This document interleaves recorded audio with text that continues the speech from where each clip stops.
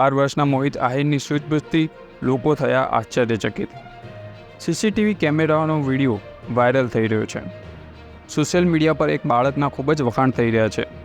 આ વખાણનું કારણ તમારે જાણવું જ જોઈએ। પહેલાં તમે આ વિડીયો જોઈ લો। 12 વર્ષનો મોહિત ગાર્ડની કેબિનમાં બેસીને ફોનનો ઉપયોગ કરી રહ્યો હતો। અચાનક તેની નજર અંદર આવતા દીપડા ઉપર પડે છે। જો કોઈ અન્ય વ્યક્તિ આવી સ્થિતિમાં હોત તો તે દીપડાને જોઈને ચીસો પાડી ઉઠ્યું હોત।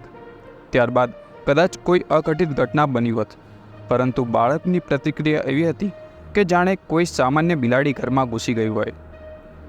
આ શાંત મનના કારણે મોહિતે ડહાપણ બતાવ્યું અને મુશ્કેલીમાંથી બહાર આવ્યો।